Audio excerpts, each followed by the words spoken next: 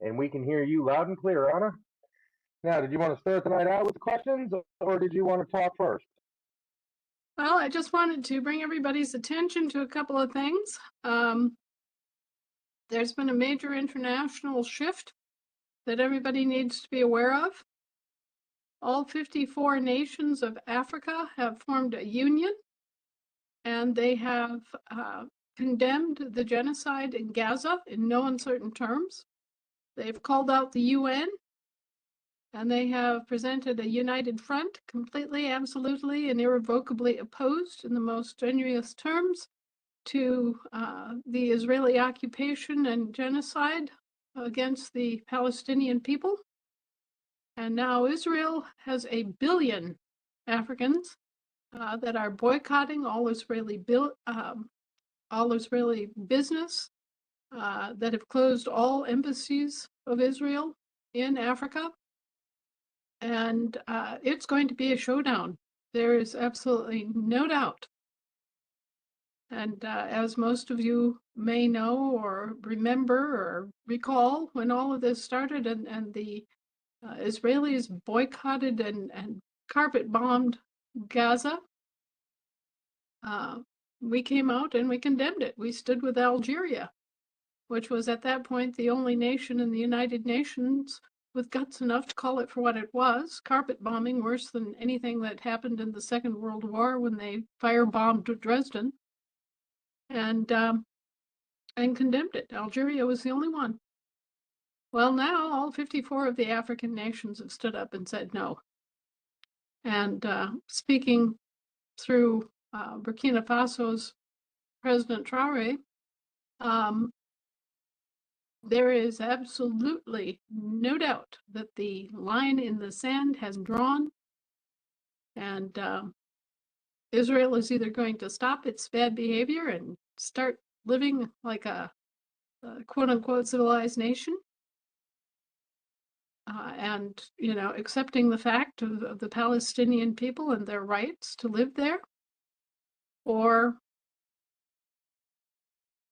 there's going to be, in my opinion, from what I can see, there's going to be an erasure of Israel, and our country will, of course, be put in the middle of it because the British are meddling in the background and making deals, cutting commercial deals that they're going to try to rope us into not only just selling arms to Israel, but also supporting Israel militarily.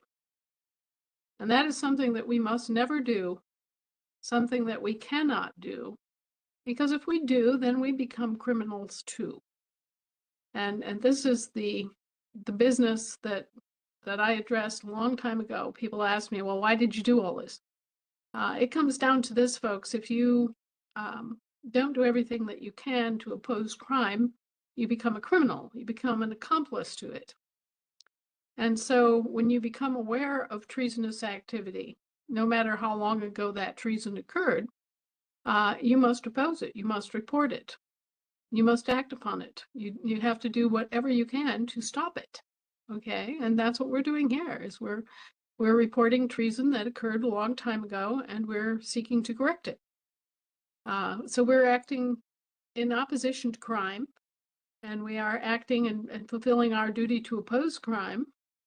And we are bringing forward the evidences and the complaints of crime. And the same thing has to be done with Gaza.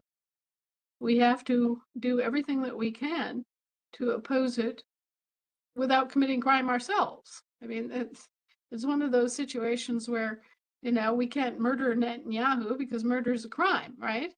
But, we can certainly raise our voice. We can certainly use our power at the ballot box. We can certainly counteract the influence of AIPAC.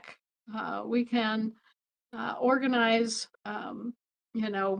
a worldwide media blitz of various kinds, and we can make that opposition stick. We can expose the Brits for what they've done not only in this country, but in the case of the Middle East. They caused all that problem over there.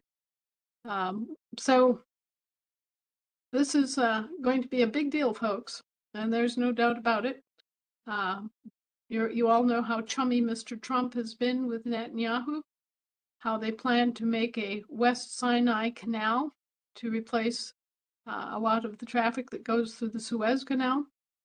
You all know how they have plans to develop offshore oil reserves in the Eastern Mediterranean basin, and how they plan to have refineries on the northern Gaza mainland there. And basically, it's all just thuggery. It's all commercial thuggery. It's the evil that we've been fighting for the last 300 years, and which has cost millions of lives and great destruction throughout the entire planet, because the organizations that are supposed to be riding herd on these corporations and disciplining them and liquidating them when necessary lost control and hasn't done anything effective. So we've got a real problem.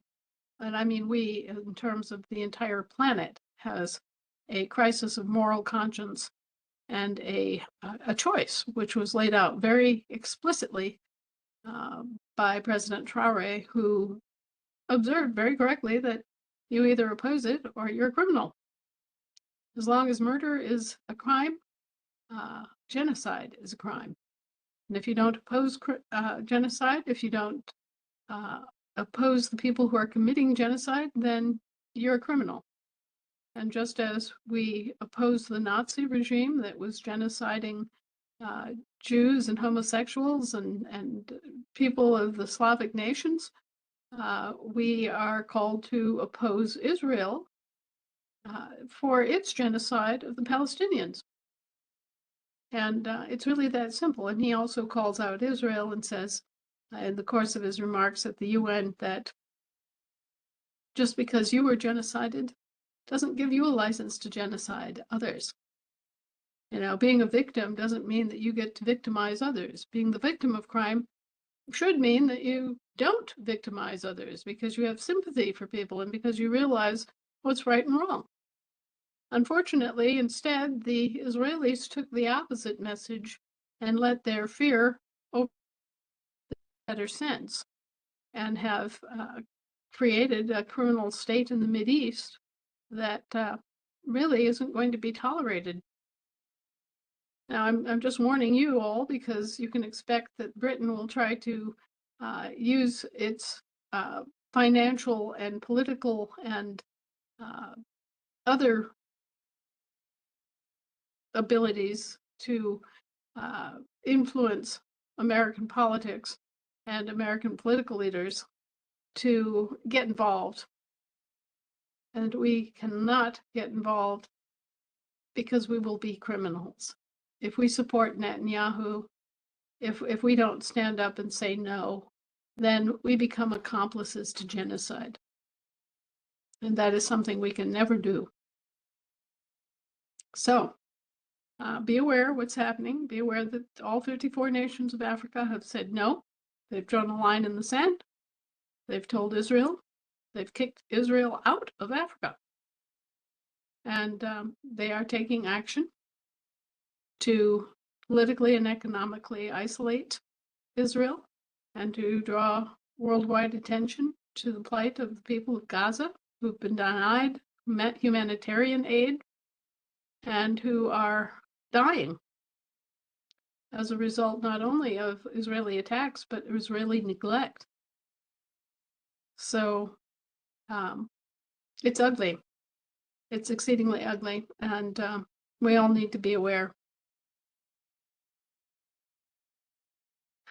Anyway, that was the top news item of the past 72 hours. It looks like there's a confusion about who Donald Trump really is anymore.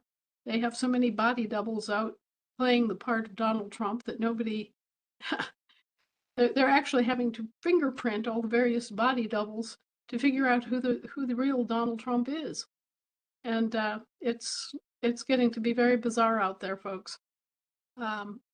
We have had many different kinds of conflicting reports coming in, different kinds of, I would characterize it as mob violence taking place and erupting all over the world. There's a lot more going on in terms of rioting and public discourse and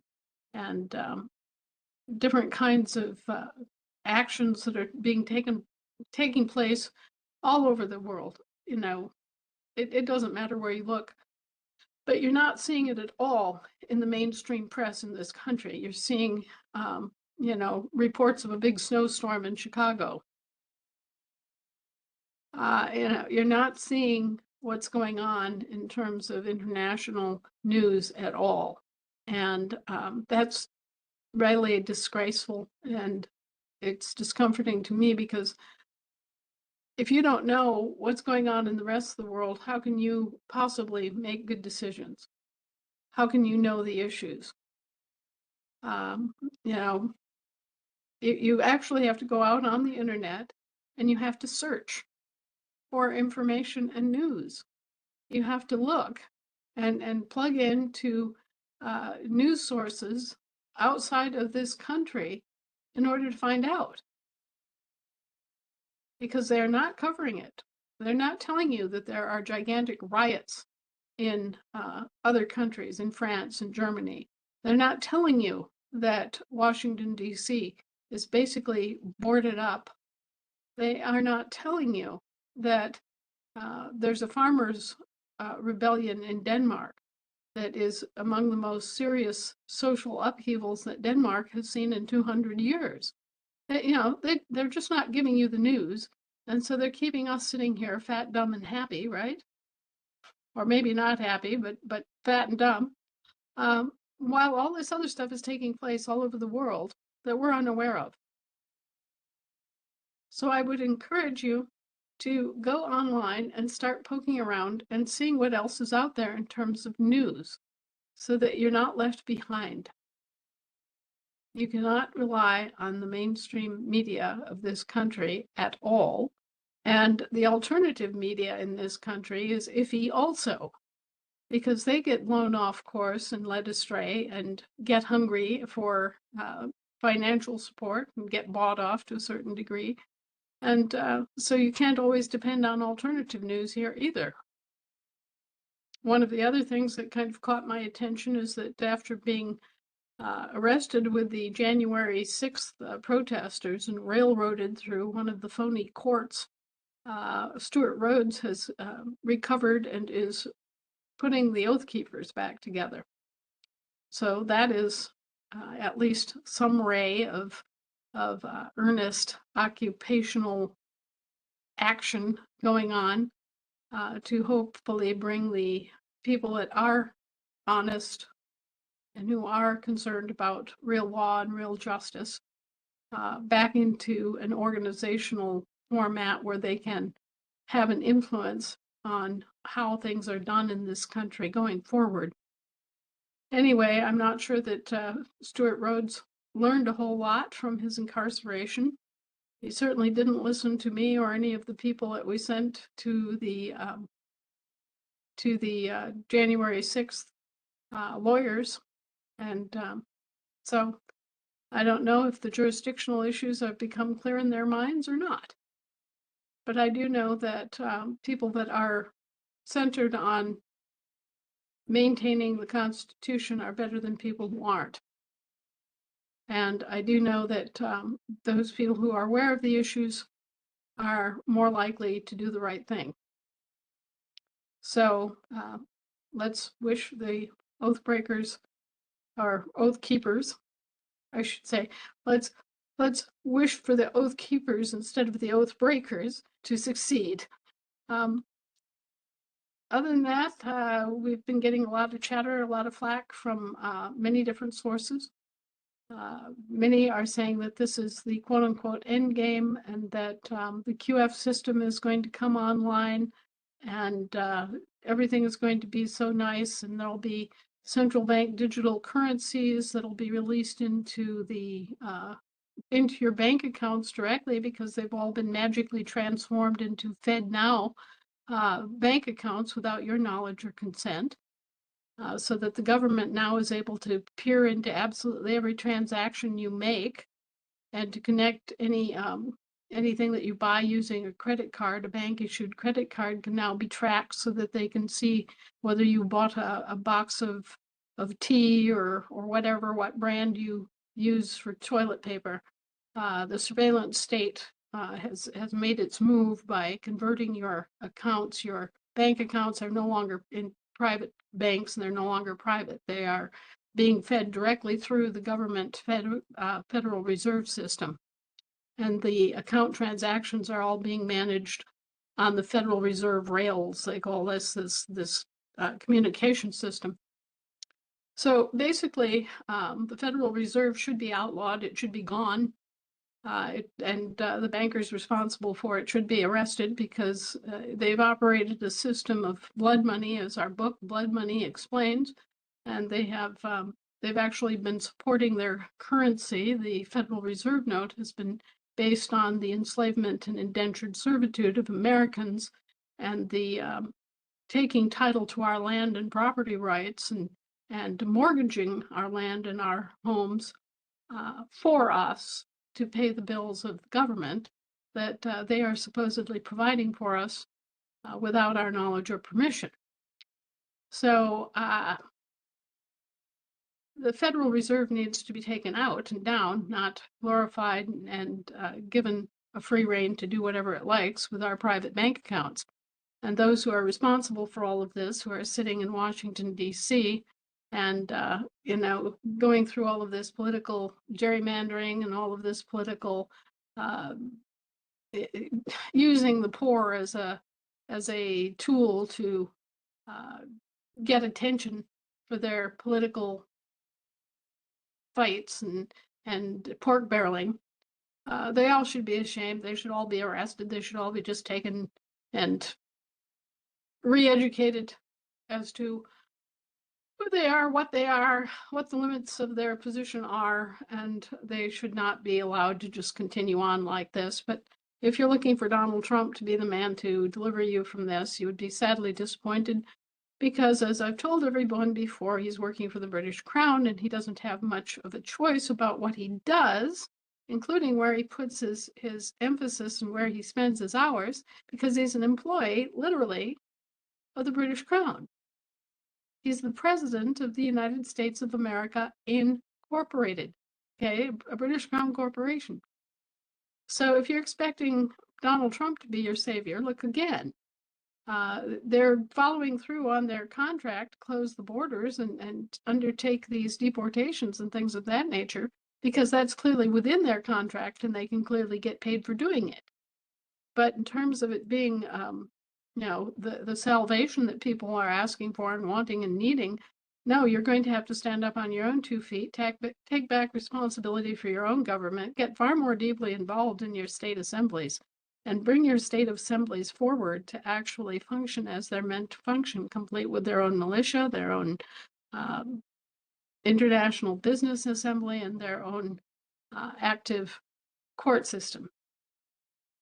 So, I give my weekly rant, my weekly attaboy, attagirl, and go get it and get it done, because it really needs to be done. If you're going to be safe, if your country is going to be safe, if we're to get rid of these pernicious, parasitical things that are functioning as courts, but not really, then we have to provide ourselves with our own courts, and it's as simple as that.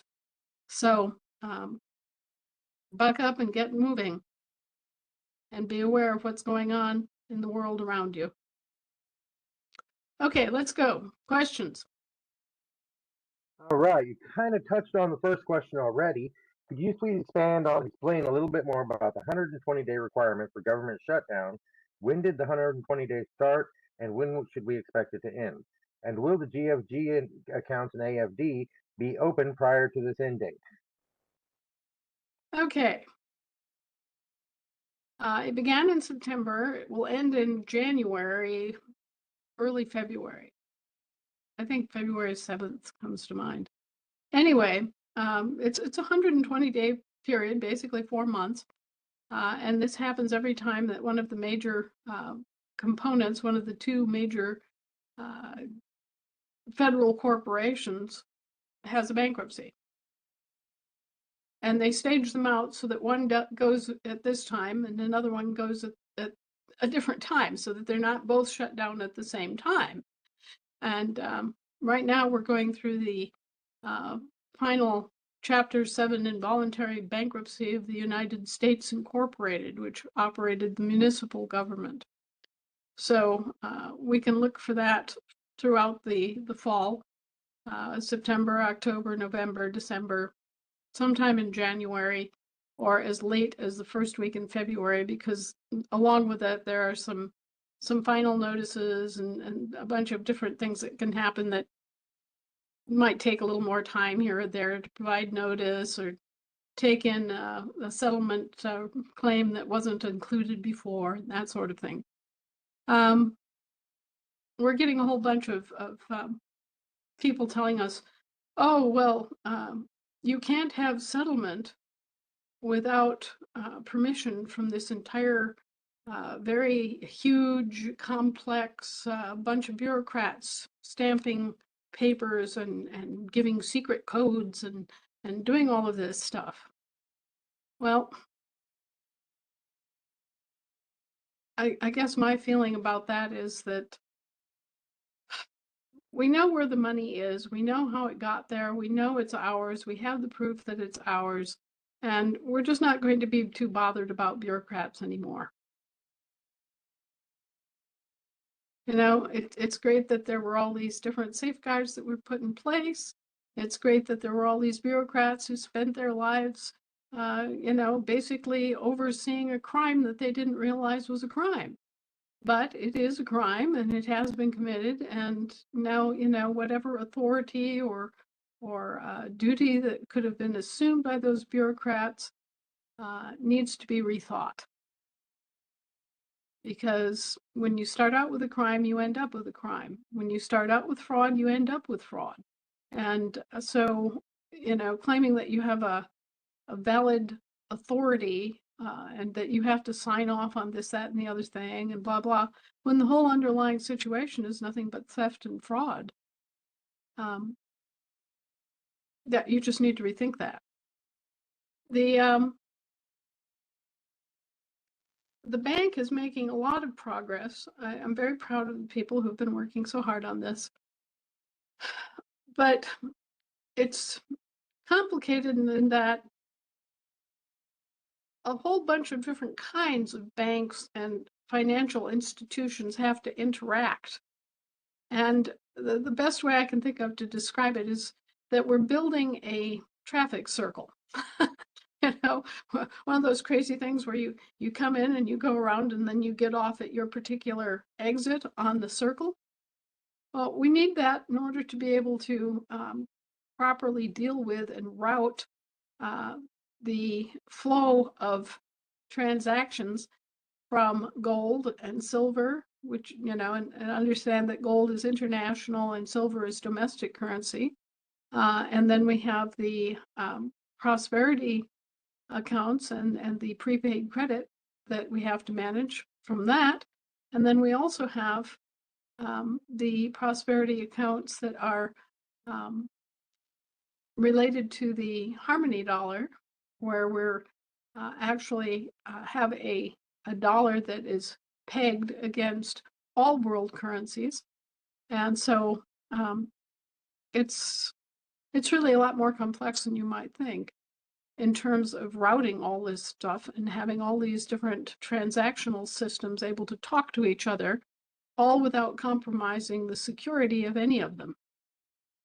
So security has been a major obstacle, and we're grinding our way through that too. But it did mean that it took longer than we thought we thought we could just connect system to system. And it turns out that in order to make it work at the volume it needs to work at, we have to greatly automate, and we also have to have the firewalls and protections installed, ready, so that we aren't being constantly hacked and infiltrated and having problems. So a new portal system and a new traffic hub is being designed as we speak. There will be a meeting of bankers that will be working closely on this with engineers, with software engineers. And of course, everybody has their different software engineers and different systems, and they all have to talk together and they all have to come up with the architecture to make it happen the way we need it to happen. So it sounds like a huge project, and it is, but it's actually going pretty well. And I'm just, look at me, I have a crystal ball, right? I don't know half of what they have to go through in terms of resolving security issues and bringing different algorithms and different digital systems into compliance. It's a different world. And so my most recent talk with the bankers indicates that there are very old-fashioned, simple ways that we can get money into our system and that we can disperse the money through our system. Okay, sort of horse and buggy ways of doing things that we can employ in the short term for a limited population, certainly, us, our population, but there are serious issues to be overcome in terms of being able to serve 8 billion people. And it's simply because that kind of a old-fashioned system simply isn't fast enough. So I think it's kind of a mixed bag. We could get relief, we individually, meaning our members of the global family bank system, we may get relief individually, personally, quite rapidly. But the entire system itself may require longer term investment and effort in each one of the countries that are involved. And we're just trying to make this as simple as a plug and play application for each country. But then there are these security issues that go along with each country. So, for example, we may go online in 20 days, and it may take until Christmas for another country, and it might take until New Year for some other country, and so on as they're being added into the system. So people should kind of brace for having a sequential sort of rollout where, we get one country up and running, and then we get the next country up and running, and just however long that is going to take to develop that sort of system is where we're at right now. But our system, in terms of being a practical transactional tool, is already there. So, we made our goal for October, which was to have the actual architecture for our bank system ready to go. We did that. And now it's the rest of the connectivity within all the different kinds of banks, trade bank, land jurisdiction, commercial bank, prosperity, prepaid credit, all of that has to be worked out. So I guess the answer is we anticipate that the Americans will get relief pretty darn soon, but then it may take another month to get relief to a different country. It just is going to be very individualized in that respect. Okay, and our next question. I live in a motorhome. When the banks open in a few weeks, and they do, will I be able to buy a house with the money I have access to? And also, why are there different accounts for different types of purchases? As long as I can convert my AFD to other currencies, why does it matter what account it comes from? Well, you've got what's called a master account, and you have gold, and you will have silver. We're right now minting silver coinage for the first time in, 100 years? Almost 100 years. So you'll be seeing actual silver dollars again. So you'll have gold, you'll have silver, you'll have other kinds of accounts with different kinds of assets. You'll have the prosperity account where you have the prepaid credit. You'll have a Harmony Dollar account where you can buy Harmony Dollars as a hedge fund option. So you'll have a lot of different options that you're not using or thinking of today because we've had this very insular and restrictive domestic system. So that's why you have all these different kinds of currencies and money to choose from. And the other part of it is that when you go shopping with the vendors will have a system where they choose how they want to be paid. So if they want to be paid in gold, well, it'll come off your AFD account. If they want to be paid in silver, it'll come off your silver account. If they want to be paid in euros, it'll be off your prepaid credit account, and so on and so on and so on. And that's why it's going to be more complex. And in terms of getting houses, there will be an entire, I guess you could call it a department that assists with actually buying a house. Bear in mind, this will be a little bit different because you'll just be buying a house outright. And the functions of that organization are more to assist you in doing the things that you may need to do to remodel or to assess the condition of a house that you want to buy, things of that nature. But there will be a support system there for those who want to buy a house. And it will be simpler and more user-friendly than the process that has been common with the banks, in which they basically steal your house as an asset and then mortgage it for you. So nice of them. Anyway, so that's why you have all these different accounts, and you'll have your medical accounts will be on a separate card.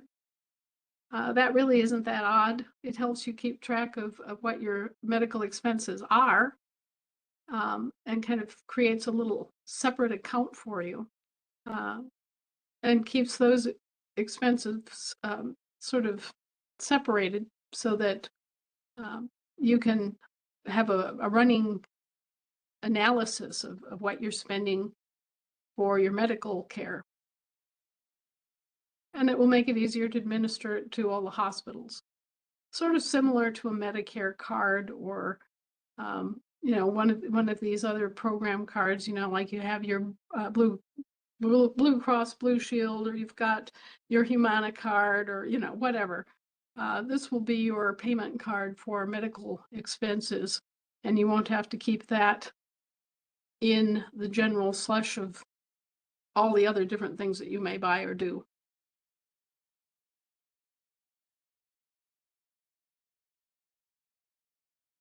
Okay, the next one is, can you explain the reason for printing our name on the 1779 document? And if one has accidentally autographed in script, is it important to redo the entire document? No. Yeah, your intent and where you are when you start, we all start out on the sea, right? Because we've all been trafficked. All right, so our first thing is we're starting out in a situation where we've been misrepresented as both a British seaman, missing British seaman, and a Roman inferior trust, a Sestake trust. And so almost anything you do is going to be appropriate, because you could start out on air or you could start out on sea. So no, don't get all wrapped up in that. Get wrapped up in your attention and on what your intention is, and try to make that as clear as possible. We're at the point now where the municipal estate trusts are being rolled up, and the British territorial trusts that underlie them are being rolled up. And so what you're going to wind up doing at the end of the whole process is you're going to have your American infant descendant estate returned to you. And by law, that American infant descendant estate has to be returned to you unharmed. Okay, so that's going to be a big word. But it's, this is taking place on this sort of gigantic systemic scale.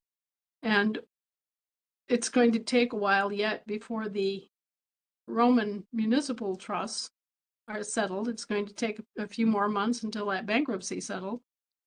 And then there's going to have to be another whole process that I guess you could say breaks the back of the British bunco and returns the American infant vested estate trust to you.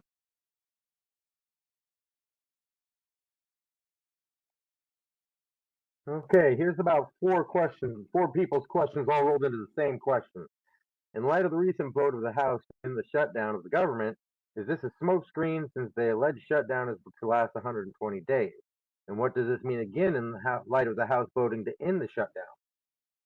Nothing.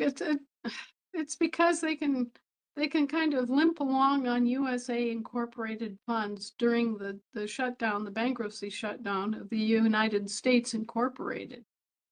They've been dragging their feet and doing all this grandstanding and causing all this pain because the Congress wants to continue all the pork barreling, right? And the president's protecting his resources because he knows he still has to be performing on his part of the contract and doing his job, which he may not be able to do if he indulges the Congress in all of these popular social programs that they're supposed to be funding out of other sources.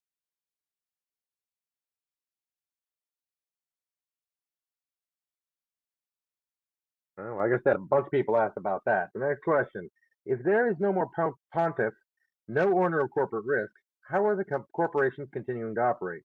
The U.S. Inc. is no more. Who owns the subcontractors and the franchises?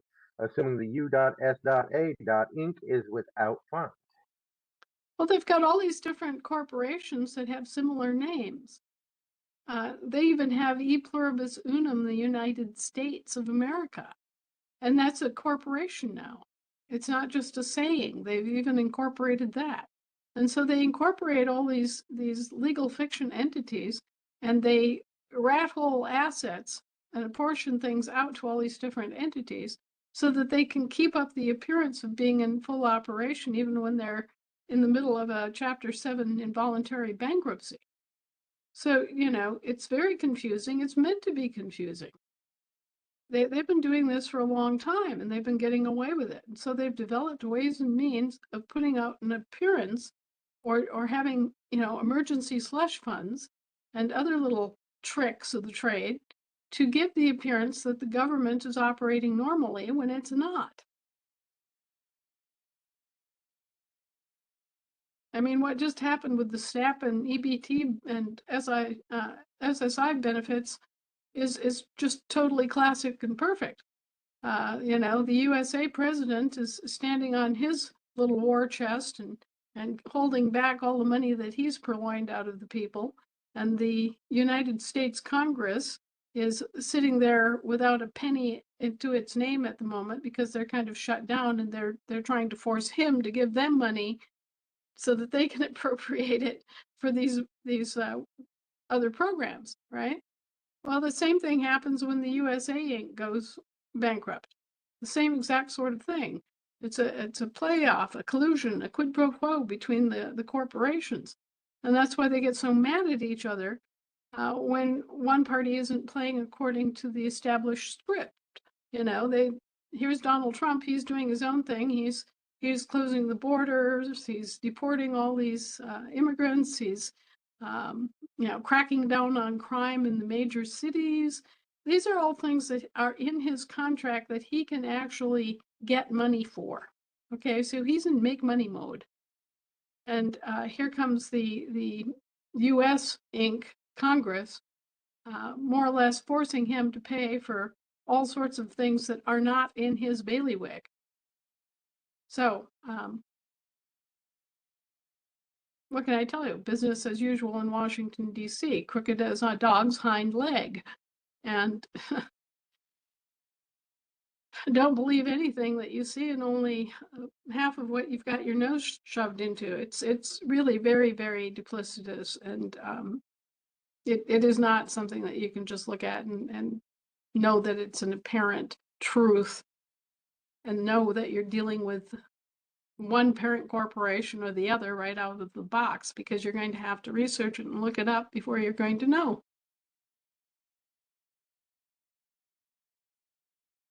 Okay, next question. Will we need to keep medical insurance once the medical card account is opened? No. Isn't that a lovely thought? I know families that are paying $1,500, $2,000 a month, more than they're paying for rent or house payment, just to keep a medical insurance going.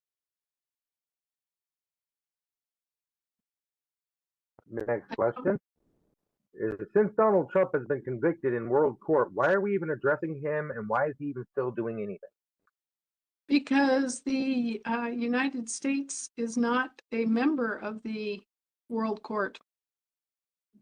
The USA is not a member of the entire thing. They are kind of a rogue renegade organization, in that they do not belong to the UN. Generally speaking, they pick and choose what they want to participate in. So generally speaking, the United States Incorporated, the Federal Civil Service side, is the member in the UN. And that's why Mr. Trump can pretty much thumb his nose, just like Netanyahu is doing. Netanyahu has been convicted as a war criminal. You'll notice that he isn't in jail. It's a matter of jurisdiction.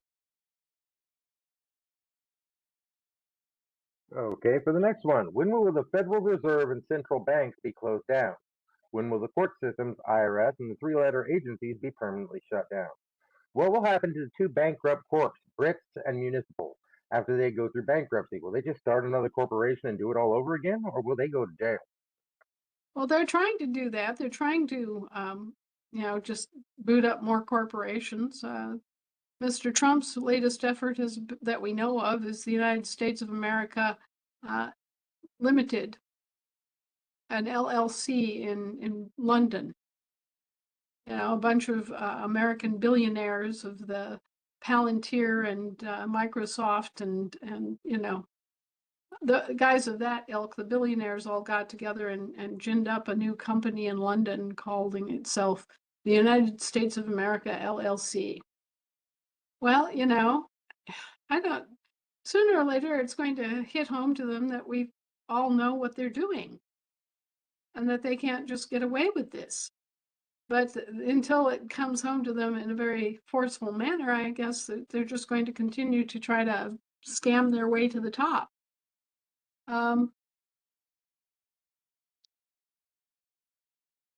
Now, the IRS basically,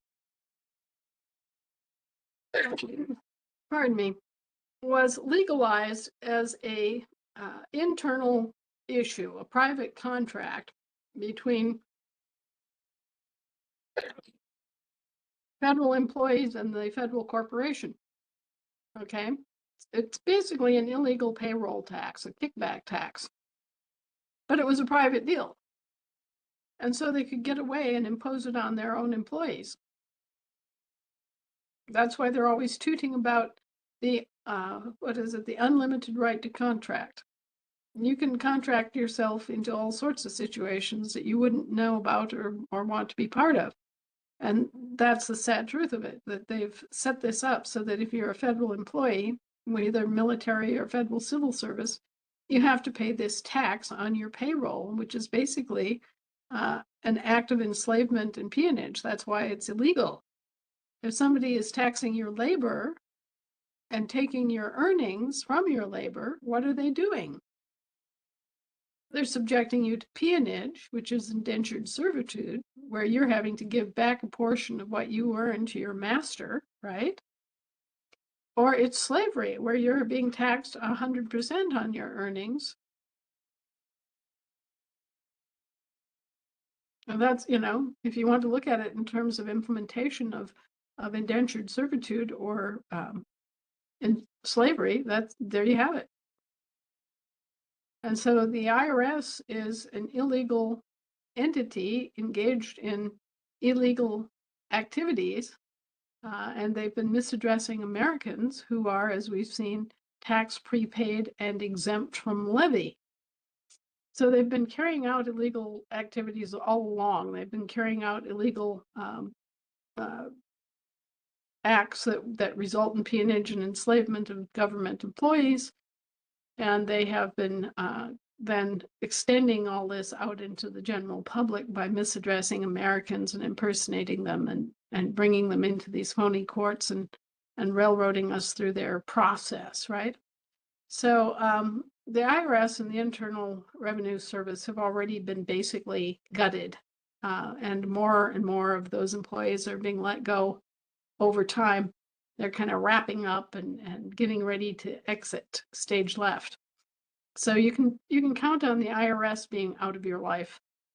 Some of these other 3-letter agencies or 4-letter agencies, that kind of depends on how many of them Mr. Trump is able and willing to pick up and put on the USA payroll. So I think that what you're going to see is a lot of those federal agencies that were created during the Roosevelt administration are going to go by the wayside, and you just won't see them anymore. And those that remain are likely to be much reduced in size, because the USA just simply won't have the extra money and interest and reason to keep a lot of these very bloated social programs and these very kind of cronyistic things like, the National Pumpkin Patch Council that gets $100,000 a year for doing nothing. All those sorts of things will be trimmed out of that budget because the USA won't be able to support, doesn't have the funding, and works too hard for its money to do that. And the first part of the question was, I think you covered all 3 parts there, Anna. okay, good. Next Want to question. make sure. Will we be able to send GFG funds to Cash App, etc.?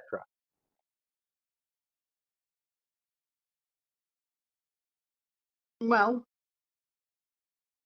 I guess you could, but really the best thing to do is just to get all your friends and neighbors an account so that you can do it seamlessly within GFG, because it's a much more reliable system. It's going to keep better accounting for you, and it's not going to have all the nonsense, the 80 million statutes attached to it.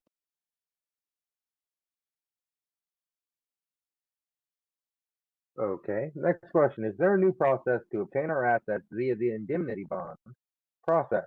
I've only filled out the 1779 paperwork in the article on what to do mentioned in 928 paperwork. Now, the indemnity bond is for major catastrophic situations. It's like insurance, medical insurance, say. Suddenly you've got a $250,000 medical bill that you can't possibly pay. Then you have an indemnity bond covering the land jurisdiction person, right? That you can draw upon from your state. And so, you should look at the indemnity bond as an insurance. Okay? And it's only for big things. It's only for things that you can't reasonably deal with. It is not the final answer for mortgages, for example. If you can make your mortgage payment, make your mortgage payment. It's not your answer for utility bills. It's for big bills. It's for catastrophic bills. It's for when you're at the end of your rope and your husband died and your dog got sick and you suffered a car accident and are injured and disabled, and they're going to take your house.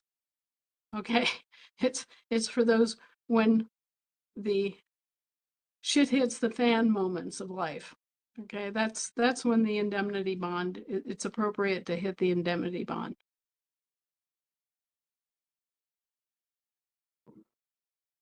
Okie dokie. And for our next magical question, something many people always ask, and I've heard you explain it before to people, but I probably need to say it again. So why are we the people not taking over, physically removing and installing our ASN and ASD in the seats of power to keep the operation going? Because it's not our operation. We have our own operation. And the problem has been that we were not taking part in our own operation, weren't filling our own damn seats, and weren't operating our own business. And so we're not interested in taking over their crap. We don't want their debts. We don't want their election process. What do we need from them? These are our employees and they're very misguided and off track. Okay. No, we want to spend our time, our money, and our focus on building our own damn government and running it properly so that we don't need them. We do not need them. They are subcontractors. The only reason that we had subcontractors to begin with is that we were settling the international peace process after the War of Independence. And there were certain things that were going on back then that made what was done sensible. Since then, this country has grown up. It's ready to move on and to have its own government.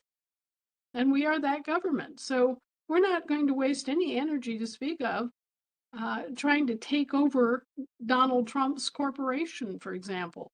We're not going to worry about the fact that the municipal corporation went bankrupt. We're just going to pay attention to getting our government up, properly functioning and able to take care of business here.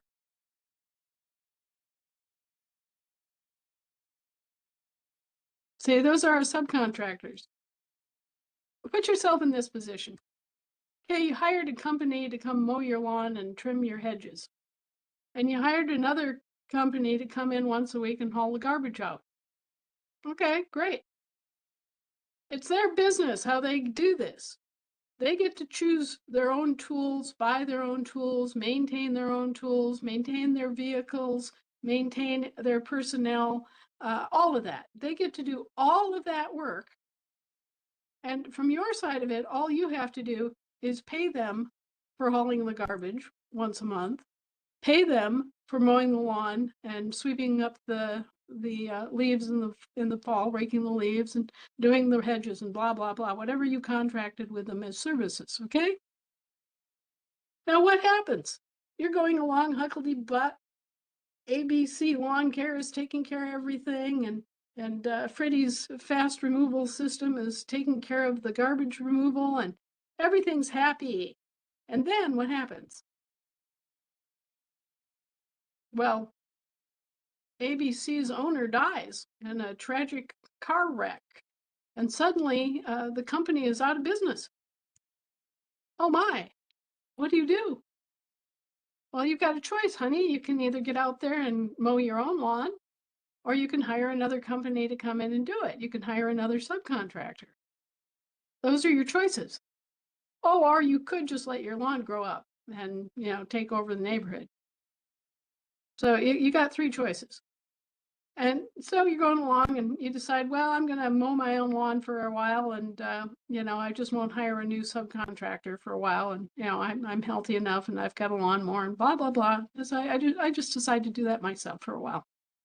Doesn't preclude you from getting another subcontractor to do that down the line, but you take over that responsibility for a while. Well, you're going along. Freddie's fast removal is taking care of the garbage every month. Everything's going great, no problem. You're paying him for the service. Everything is lovely. And all of a sudden, Freddie says, my wife is from Costa Rica and she wants to move back there and be next to her mother. And so, we're just going to pull stakes and go live in Costa Rica for a while. And so we're shutting down our business. Once again, what is it to you? You're the employer of these subcontractors. Again, you've got the situation. Do you haul your own garbage? You have every right to. Or do you hire some other service to come in and take the garbage out every week? This is our relationship with the federal government. We have these two giant corporations, one that's been running the federal civil service with all these agencies, all the 3-letter and 4-letter agencies and all that. And then we've got this other gigantic subcontractor that runs all the military services and another whole tranche of departments and whatnot. between the two of them, they get a lot of different things done. They also charge a lot of extra money that they shouldn't charge. They're bloated out beyond belief, and they've been very dishonest in the charges and services that they provided.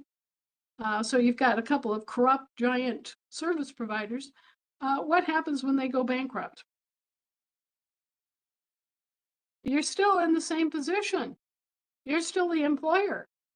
Your worry isn't how they're operating. That your worry isn't their debt. Your worry is, how do I get this work done, and what work do I really need done? And who am I going to get it done with? Am I going to do it myself? Am I going to hire somebody else? Or am I just going to forget that particular function? So what you're seeing here is one of these gigantic entities has gone bankrupt.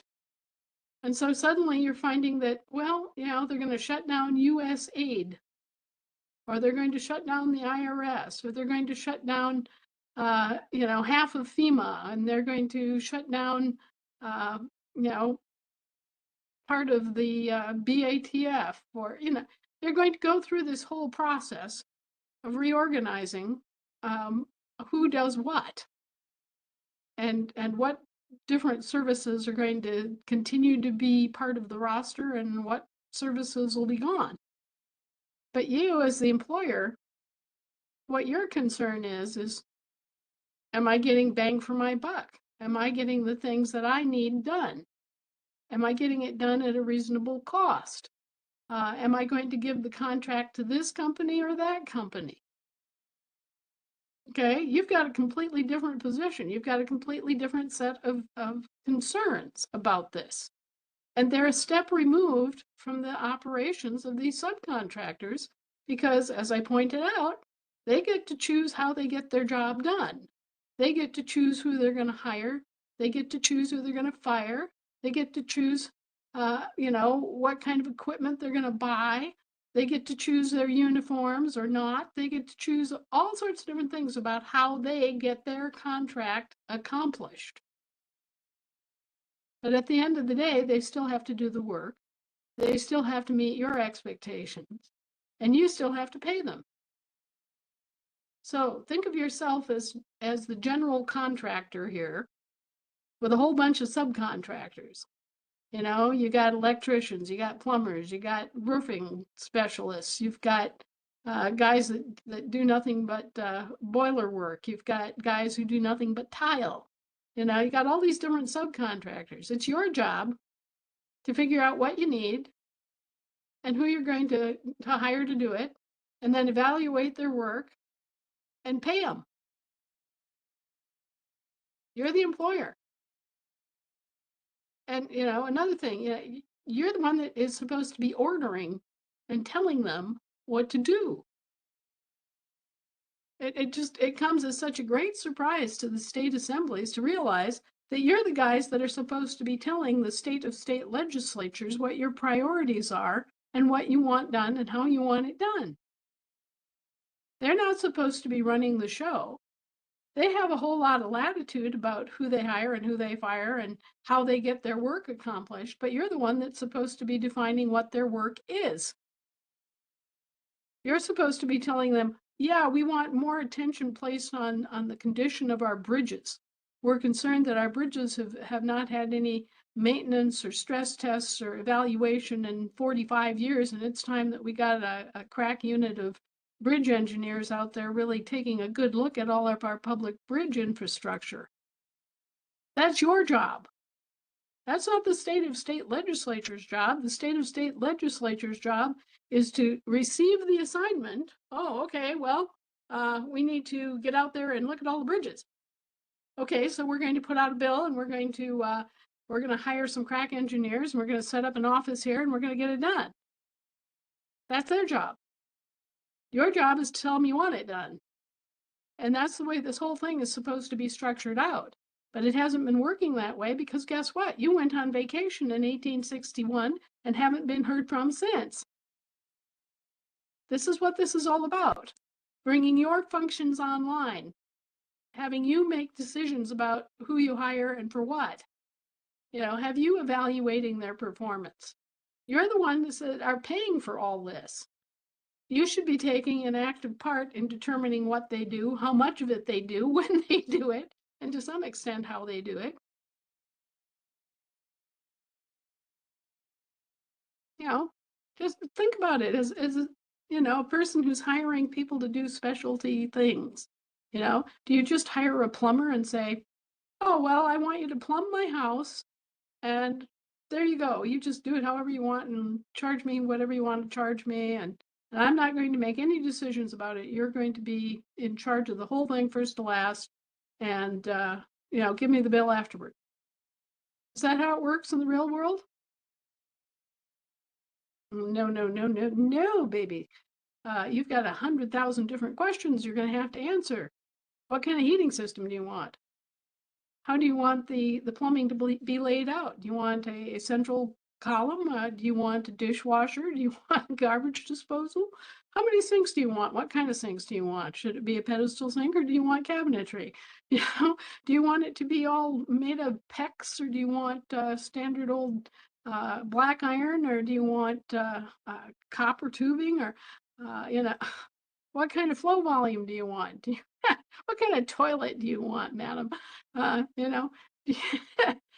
If you've ever built a house, you know what I'm talking about. You don't just hire a contractor and dump it on them. You're responsible to tell them what you want. And you haven't been there telling them what you want in a very long time.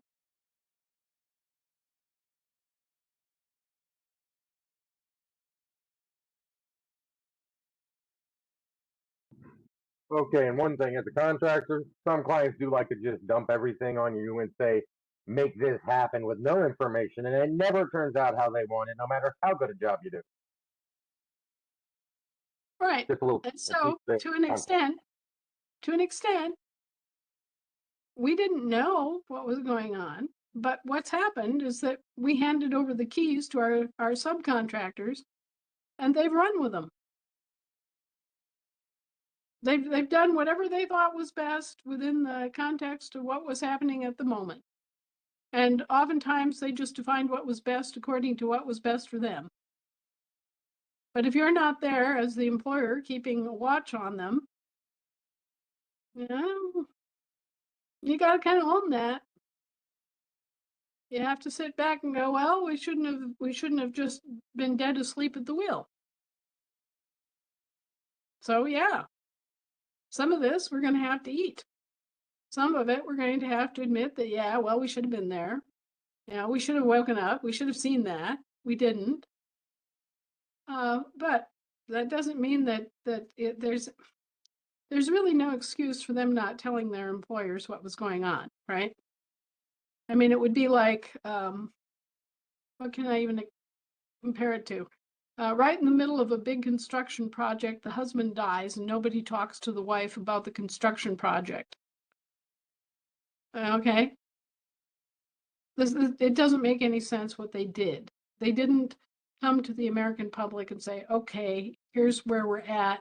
And yeah, we need direction, and we need you to conduct new public elections, and we need to get going here again. What should have happened, okay? But instead what happened is that the two remaining foreign service providers swooped in and sucked up all of the contract work that was intended for the Federal Republic, right? The American subcontractor. And they didn't tell a word to anybody. Mum was the word. Nobody knew. So there's where the problem lies, is for them, is that they should have told us, and they should have helped us. That would have been in line with good faith service. But they failed that requirement of their contract, and just very greedily took over work that was never intended for them, and authorities that were never intended for them, and responsibilities that were never intended for them.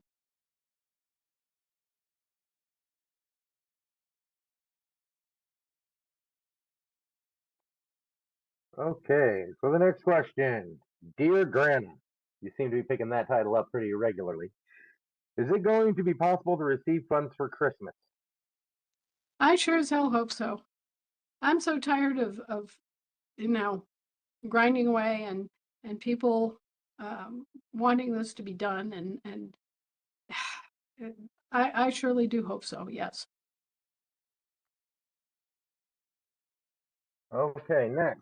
What happened to the World Court summations and what is their current status on that? Well, they let me testify via video because I couldn't realistically get to them.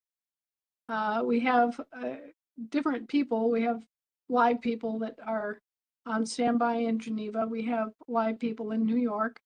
And so we do have real live people representing us. But my testimony will be videotaped. We're working on that today. But we had some sound and audio issues, and we decided to retape it before we release it because we want everybody to be able to very clearly hear this, right? And so we're working on getting the videotaped summation finished. And they gave us another week until the end of this week because some other things came up that were very urgent in the international banking scene. And so we had to stop and kind of take care of that. And they understood that. So hopefully we'll have that summation out sometime this week. About 3 years ago, we were supposed to get the Sign in America checks for the SIA processed debts that the UST never honored. One day, we were told the Federation was in receipt of the funds needed to pay the cohort, two from the SIA program. We were told we were to decide how the disbursements were going to be made. There was never any further updates provided to us who were waiting for relief. Whatever Yes. happened, and is there really nothing Global can do to provide some relief at least to save people's homes since nothing else works, including the indemnity bond? Well, Thank the you in advance. indemnity bond does work. They put some more restrictions on it, and they're insisting that I give them a wet ink signature, but it does work. The problem, you've got these two corporations and they go bankrupt. So in the middle of the United States bankruptcy, there was a time period in which the USA Incorporated also went into Chapter 11 and then very quickly reorganized within a year and a half and came back online. But there was a time period there for about a year and a half where the USA Inc. was also bankrupt. It was just in a different kind of bankruptcy. It was in a Chapter 11 instead of a Chapter 7. All of this makes for crazy stuff. It makes for, one treasurer giving you one set of circumstances and then another US trustee coming in and saying, oh, no, we can't do that. And then you're working suddenly with another treasurer because, you've got an election process right in the middle of all this. It's been nuts. And so that was another one of those things where they moved the cheese, said, oh, yeah, well, here we have this agreement and we're going to pay you this lump sum and you should be able to take care of this and blah, blah, blah, blah, blah. And then, oh, sorry, we're, we're bankrupt. So we haven't been dealing with a stable deck here. Everything has been constantly moving and shifting. We've had 2 different bankruptcies to deal with over the past 4 years. We're very happy to say that the USA Inc. appears to be somewhat solvent now. But there's really nothing stopping them from going going into USA bankruptcy the moment that US bankruptcy is done. Think of these as other kinds of corporations that you're familiar with. Think about Blackwater going bankrupt and General Motors going bankrupt. Okay, 2 giant corporations that are familiar. They're off doing their thing. They're in bankruptcy court. They have bankruptcy trustees assigned to their separate bankruptcy. And there's really nothing I can do about any of that. They get to choose when they go into bankruptcy. They get to choose within certain parameters when they come out of bankruptcy, depending on how much money they can raise and how much money they can get in terms of new investors and all that sort of stuff. So again, I'm in the position of being the employer. They're in the position of being the subcontractors. All that we have in common is the work that they're supposed to do and the payment for the work that I'm supposed to make.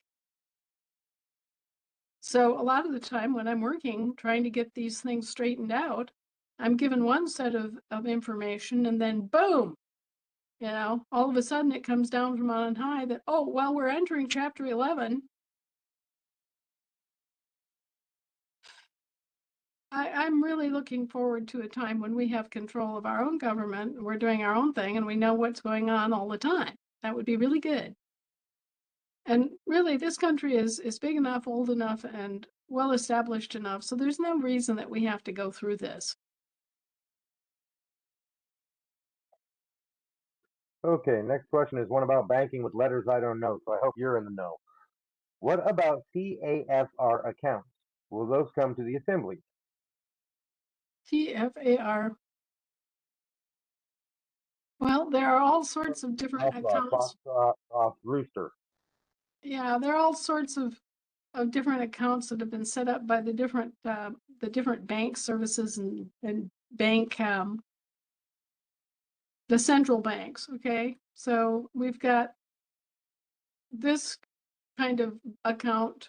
We've got the FedNow accounts. We've got the Treasury Direct accounts. Those are all things that are attempting to set up accounts for individual franchises, okay? They're treating you as a franchise.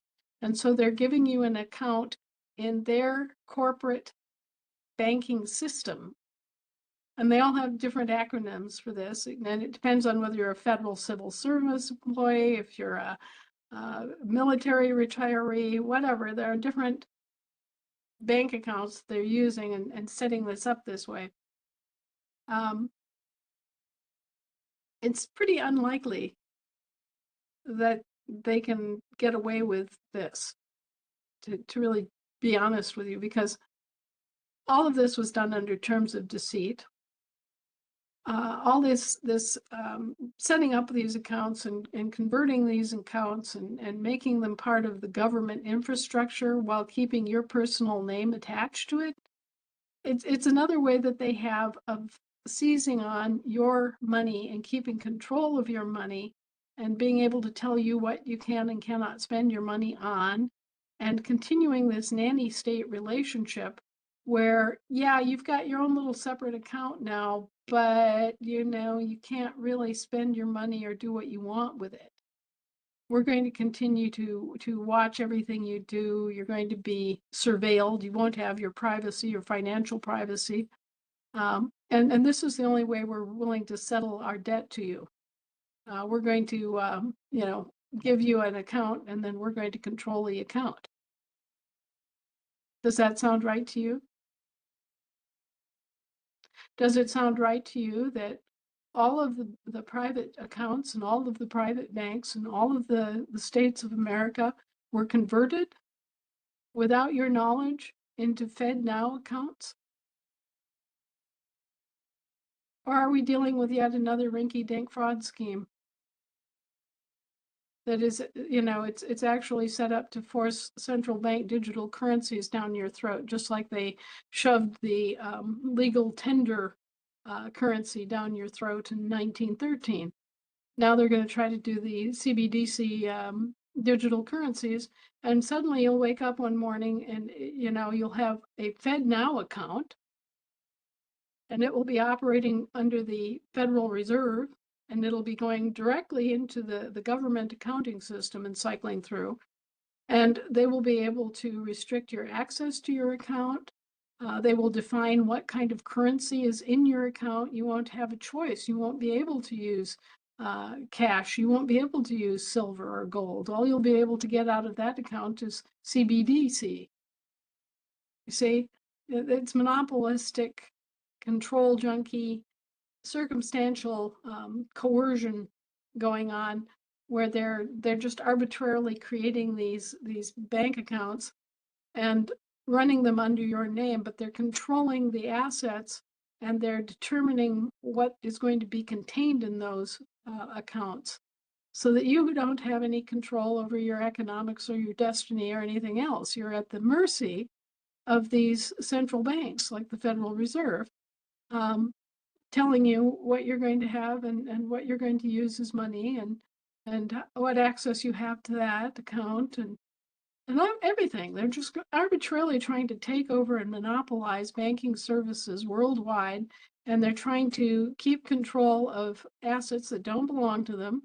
And they're basically just acting as corporate bully boys and trying to pull all this off without anybody noticing. Everybody in America back in July of 2023, whether they realized it or not, who had a bank account with any bank, and I mean any bank, got a little thing in the mail. It was one of those little pamphlet-y type things in microprint. There are changes in your bank account. And, the first probably, I don't know, 6 pages of this microprint was all just nothing but blatherty, blatherty, blatherty, blatherty, blatherty. It meant nothing. But then there was this little bitty thing about that big, also in microprint, of course, telling you that now your bank account would be handled as a FedNow account. And you say, what's a FedNow account? Well, it's a Federal Reserve Bank account mainlining your little private bank account into the Federal Reserve System. And if you didn't like the Federal Reserve to begin with, you're going to like them a whole lot less now. So really, you're left with a choice. Okay, I'm either going to have a FedNow account and I'm going to accept central bank digital currency as the form of currency that I choose to use because I have no other options, right? Or I won't have access to banking. I won't have any money to spend. I won't be able to live. I'll be crushed. I'll be, living like Mad Max. And that's the kind of choice these vermin are trying to give the American people, and not just us. They're doing the same thing all over the world. It's just different central banks. Instead of the Federal Reserve doing it, it's the IMF. Instead of the IMF doing it, it's the Bank of China, And they're trying to shove this. They're trying to push it on us, Well, you want your money? This is the kind of money you got. And if you don't accept this, well, then you won't have any money to spend. Okay, I got some clarification on that one. The fancy letters I used is a state slush fund that each state has, like cafe with an R on the end. But they're asking would the state slush funds go to the state's assemblies once everything kicks down? You're talking about the CAFRA accounts. They used to keep books on their own crooked dealings, and they were called the CAFRA accounts. They're like a general accounting of all the state resources, and it's really eye-opening because you see how much money the states have. Their annual financial reports. They used to be really very enlightening, but over the last, I'd say 10 years since Walter Burien discovered these, they've turned them into annual financial reports, which do not consolidate all of the income.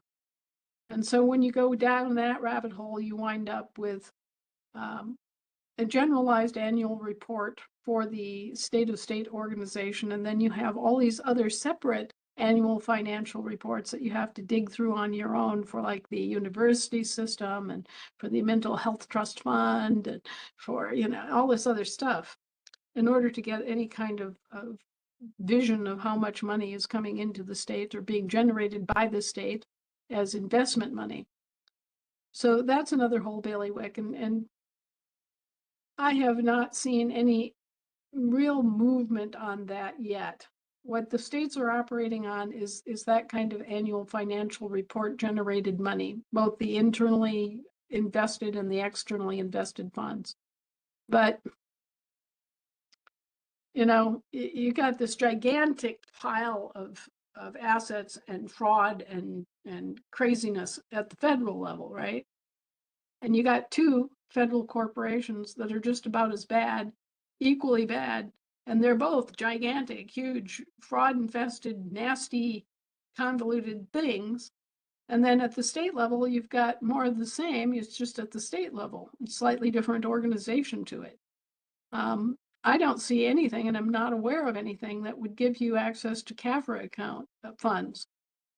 That it hasn't gone down to that level yet. You're just seeing the tip of the iceberg with Doge and their computer tracking systems. So that, if there's some sort of a account set up at the state level for everybody, that would just be a reflection of what they're doing or trying to do at the federal level. And so you'd have, you know, a FedNow account, a Treasury Direct account, a state CAFRA account, blah, blah, blah, blah, blah. And it would all be the same story where they're trying to keep control of your assets and are still benefiting themselves from your assets and still controlling what you can do or not do with your assets and still monopolizing everything within their private system. So, you know, they're engaged in monopoly, inducement, and coercion, which is just another form of racketeering. And they somehow think that this is okay, but it's really not.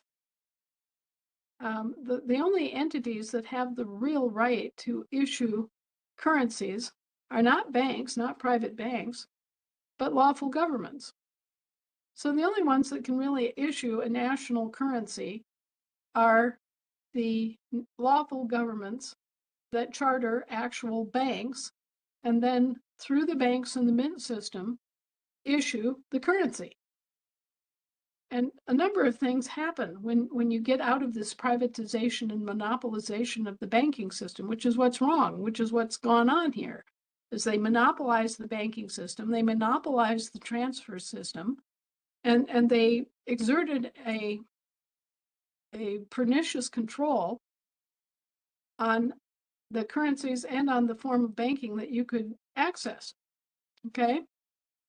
So they failed. They don't deserve a second chance.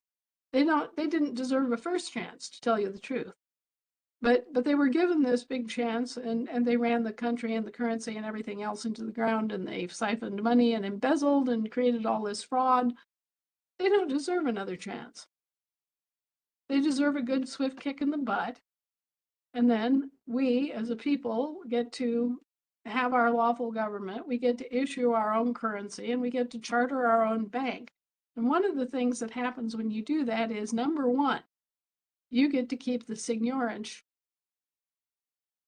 Number two, you don't have to be bonded as a living person because the money itself already has value.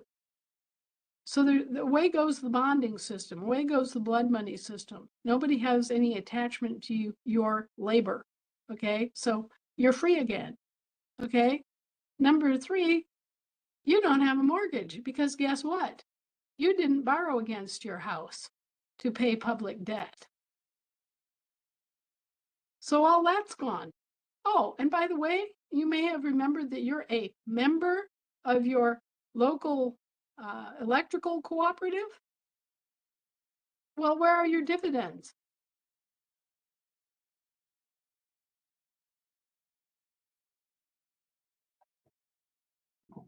Okay, the next question is, what is the prepaid? Yeah, what is our prepaid credit being used for, and what will I be able to use it for once it is mine again? Well, it's just being extracted out of the economy at this point. It's going into the void and not even being tracked. They don't want to admit it. Okay, I'm going to get.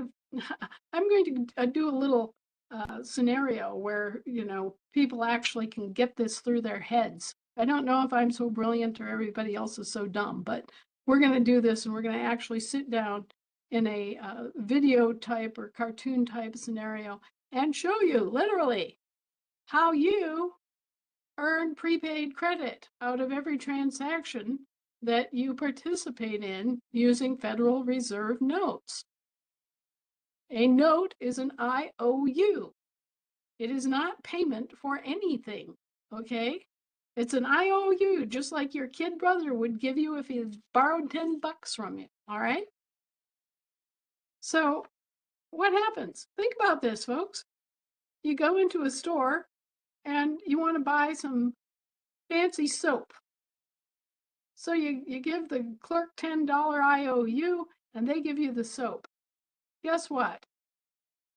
You still owe that clerk for $10 worth of soap. Or whoever is kiting that IOU owes them $10 worth of soap. They put it in the till. Next customer comes in. They buy something using this same process. What happens? The person presenting the IOU is indebted. Or to be more precise, whatever organization is fronting this IOU becomes more indebted. And another actual good thing, some goods or some services, are provided for an IOU. Well, what happens? You got the same IOU being processed every time in a whole string of transactions that go on from the time that that bill is issued until the time that it's taken out of circulation. Probably hundreds and hundreds of different transactions, and every time the same thing happens. Actual goods and services are extracted in response to the same IOU.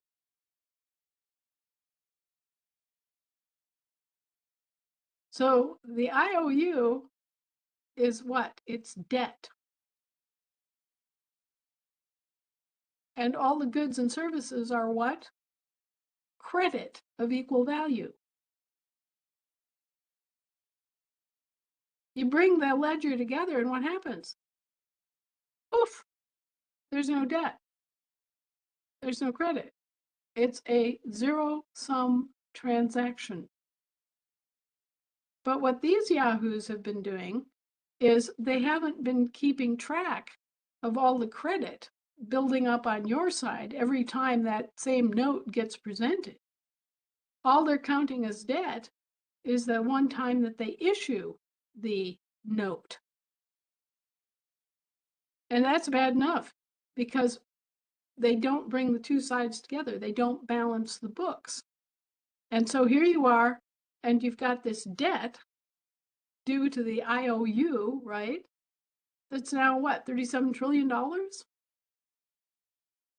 But on this other side, thanks to the fact that this has been presented multiple times over the course of its lifetime, you've only got an accounting for the $37 trillion worth of notes they actually issued, and you have an automatic payment in the first round of exchange and the second round of exchange of that bill that has to be zeroed out, right? But then there's nothing accounting for all the many, many, many, many other times that that same bill was presented for payment. That same IOU was used to extract goods and services out of the economy.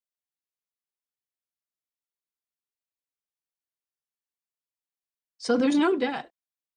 Within the first two rounds of that bill being used in two transactions, there's no debt. It's gone. And then the third time that bill is used in a transaction, it's just nothing but pure extraction. It's an extraction mechanism, a money mill. Every time that IOU is passing hands, more goods and more services are being extracted out of the economy for nothing. There is no payment ever. And really, if you look at a Federal Reserve note, you'll notice something very queer about it. It's an IOU, but it doesn't have anybody's actual signature on it. There's no wedding signature. And it doesn't tell you when it's going to be repaid. And it doesn't tell you the form that the repayment will take. So it's not a negotiable instrument. It's not even as good an IOU as what your brother might give you, okay? And so it's a piece of paper indicating debt, and it has a serial number on it that logs in when it was issued and the amount of the issuance of credit as debt, okay? But there's been no effort made to actually track the value that that note extracts from the physical economy, from the people and from their work, from their commodities that are exchanged inequitably for a theoretical future payment by an unknown debtor that you can't evaluate, the Federal Reserve, right? And that's supposed to be paid back in what? Popcorn?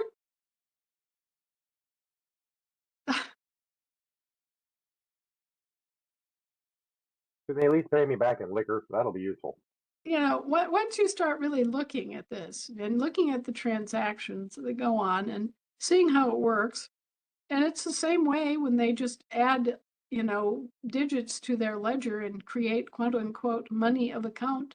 It costs them nothing to put those ledgers, you know, put numbers in a ledger. I mean, how long did that take, right? Oh, I'm going to write $300,000 in my bank ledger.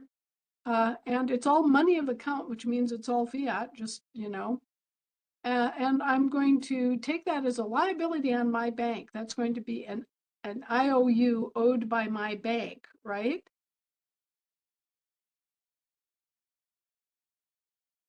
Everybody with me so far? That's absolutely no different than a paper IOU. Works the same way. And all of the money that is being transferred or seeming to be transferred, which is not money, it's debt and credit, all this is that's being transferred works the same exact way with a check.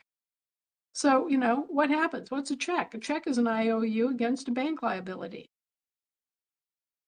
You know, who knew? But think about it and you'll see, you know, what happens. You have these little liabilities called Federal Reserve notes, and you put them in a bank account, and then you have a check that transfers these certain number of IOUs to someone else. So it's the same system. It's absolutely the same system throughout, so that you're constantly spending what I call you're spending debt. You're spending an IOU and getting actual goods and services in return, which further indebts whoever's passing the IOU. It is a very disingenuous, very anti-intuitive system, and it has generated vast amounts of debt that aren't even accounted for. So our job is to estimate what that might reasonably look like and start returning the value to the victims of this scam. And we're going to use prepaid credit to do it because guess what? You have already paid in goods and services above and far, far beyond the debt represented by the IOU.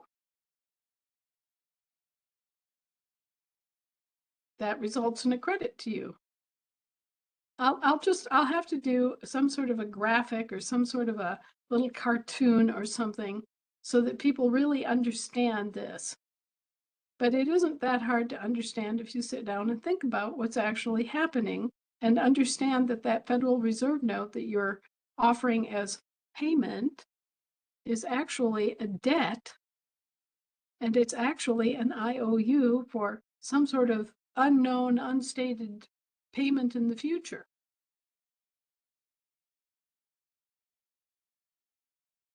Okay, the next one. Just to follow up on what she was talking about with these accounts and controlling everything by saying you get this money or you get nothing. There has been a digital video going around and confirmed that British Prime Minister Keir Starmer, don't even ask me to pronounce it, announced that everyone's basically going to have digital ID. In his response to people asking why, what about if you don't? He explicitly stated, "You will not be able to work in the United Kingdom if you do not have digital ID. It's as simple as that." The stated reason is to combat illegal immigration and streamlining services. Oh, the this sounds problem like they caused. Oh, the problem they caused by allowing illegal immigration, they're going to solve by forcing you, an innocent third party, to have retinal scans. yep. But the question is, when this and other control shenanigans comes down the pipe our way, how do we the people, fight this as a living American? Will this be an issue? Honey, baby, darling, dear, your God gave you your own little thumbprint, and it is completely your own. Here's your RFID. Here's all that you need to identify yourself in a physical sense. And guess what? It's already on your state credential cards. So all that crap is already bypassed. And really, the way that we use it is it's not it's not going to unlock your bank account. Okay, it's not going to be able to lock or unlock your bank account, which is what they're gunning for, is so that they get control of you and your money. And they need to be kicked. They need to be kicked hard. The British people should be up in arms. They should be storming Westminster. They should be tearing down the monarchy. The monarchy's been gulling them for 300 years, for God's sake, and it's because they've let everything go so completely to pot and let their government run as a rogue organization that everybody else has suffered. So I'm sorry, Brits. Get highly motivated. It's time. Okay, next question. Anna mentioned a computer a while back that is not tracked by every transaction online and emails. Does she have more information about computers or cell phones that are also not tracked for privacy? Well, there are a lot of different systems out there that you can buy that are private satellite phone systems. But the point is that as long as you're not a criminal, you shouldn't be worried about anything, right? As long as you're not actually harming somebody.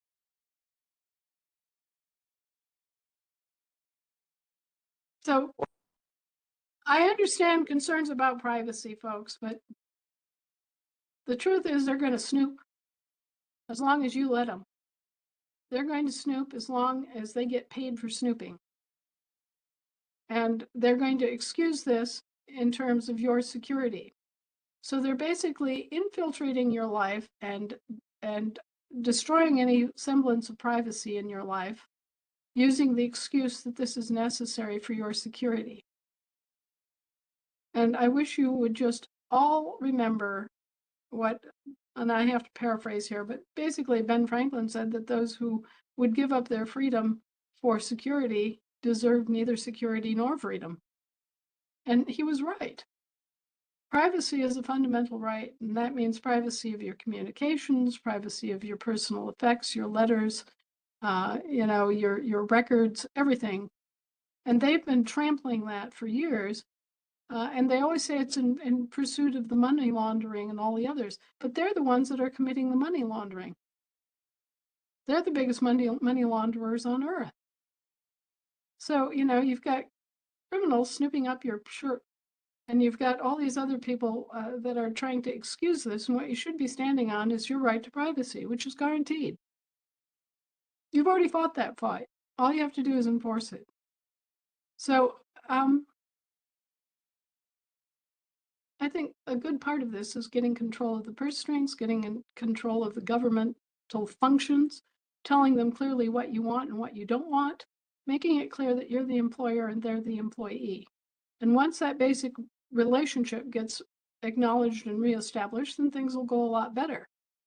But until it does, you're going to have a bunch of whack jobs out there thinking that they're king of the hill, and all these little bureaucrats getting their fingers in things they shouldn't have their fingers in.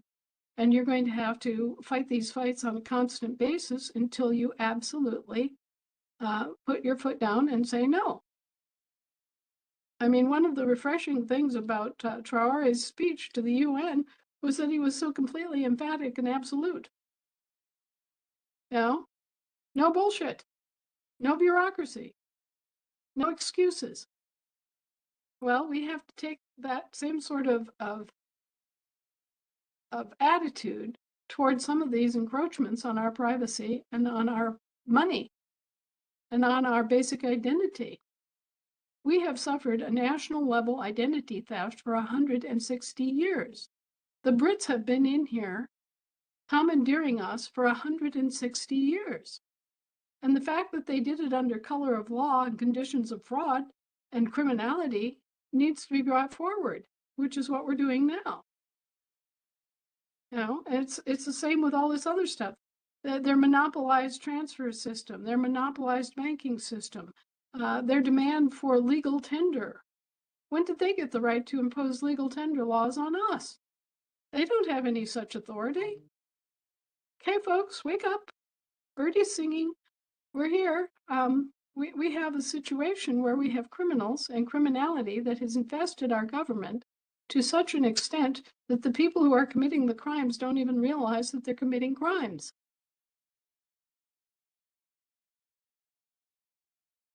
It's a crime to monopolize an entire industry.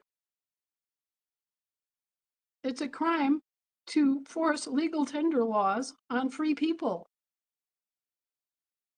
It's a crime to impose a payroll kickback tax because that creates peonage and enslavement, which have been outlawed for over 200 years.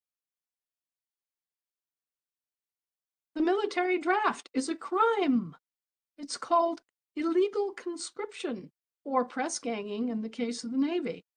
And yet, most of us can remember when these same charlatans imposed a draft in the Second World War, a draft in Korea, and a draft in Vietnam.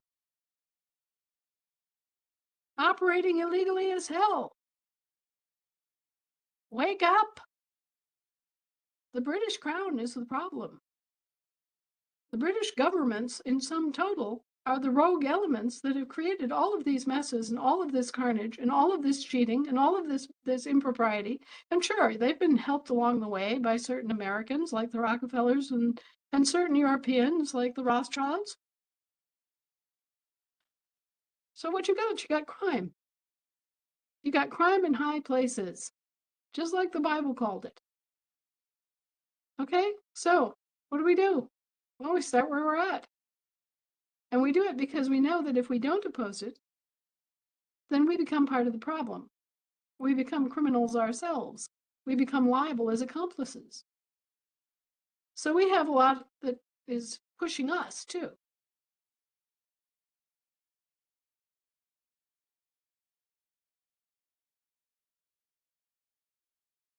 Okay, how late do you want to go tonight, Anna? We're coming up on the second hour now very quickly. I think it's time we quit. We've covered a lot of ground, a lot of serious stuff. I hope it's made sense, and I do have it on my list to do some sort of either a cartoon or some sort of granabites or something to make the source of the prepaid credit clear for everybody. Okay, and I got to mess with your video tonight too. Okay, well, we'll see what we can do with that and what we can do with sound quality tomorrow, Shannon. Thank you, everybody. We'll take care of one way or another. Thank you, everybody. Hopefully we'll have some good news soon. Everybody.